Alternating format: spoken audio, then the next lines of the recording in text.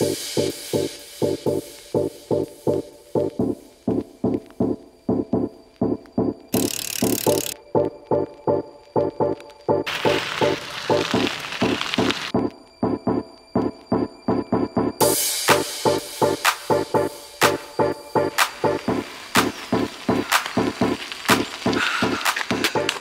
hi! Today I'm going to be reviewing the Giant Defy Advanced 2 and specifically the 2020 model, which is the one that I own. Now, to make it simpler and more straightforward, I'm going to break the review into 4 parts. Firstly, I'm going to look at the frame, composition and geometry. Secondly, I'll be looking at defuse technology. Thirdly, we'll look at the group set. And fourthly, we'll look at the tyres and wheels. The Giant Defy Advanced 2 is marketed as an endurance bike. This is due largely to its geometry. It has a shorter top tube and head tube than Giant's race bike, the TCR, and this allows for a more upright position, especially for riders like myself for whom flexibility is not optimal. The stiffness of the carbon frame is especially noticeable when you're out of the saddle climbing, and it does help to keep the weight of the bike down a little. At approximately 9.1 kilograms, you cannot argue that this bike is emaciated. But that's still light enough that you don't feel like you're trying to ride a cargo bike up outdoors. And let's face it, if I want to reduce my overall weight by a kilogram or two, I should probably look closer to home first.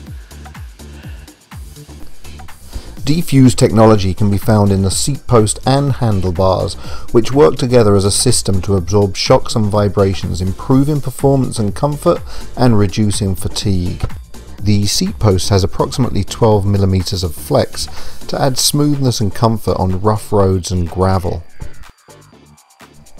The seat stays join the seat tube slightly lower down, allowing the seat tube to flex. The handlebars have 10% more downward flex than standard round bars, taking pressure away from the hands, arms and shoulders. Shimano's 105 group set is a great cost-effective alternative to their Ultegra group set, and although heavier than Ultegra, the ergonomics of the hoods and the shifting smoothness is all but identical. With 3450 at the crank and an 1134 cassette, there's certainly enough range for both speed and hill climbing. The bike comes out of the factory with 32mm tubeless Gaviafondo tyres. Being tubeless, you can run them at a lower PSI and it doesn't affect the rolling resistance. And for me, running them at a lower PSI really gives me that confidence, especially on some of the rougher gravel, a little bit of single track, and especially when I'm going downhill. Giant uses their own aluminum PR2 rims on this bike, and this is one area where they do receive a little bit of criticism because the PR2 rims are fairly heavy.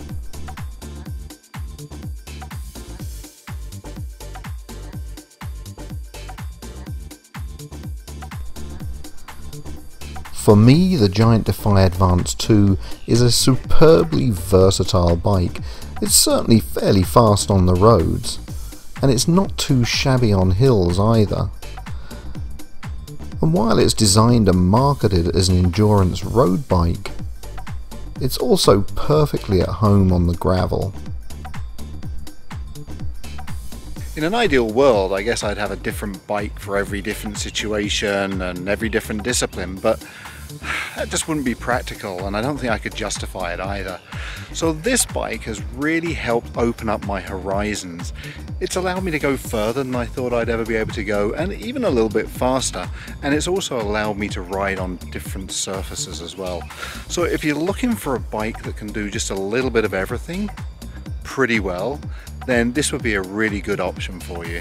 I hope you've enjoyed this video. If you have, please remember to give it a like and hit the subscribe button, and don't forget to hit that bell icon so you get notified of any upcoming videos.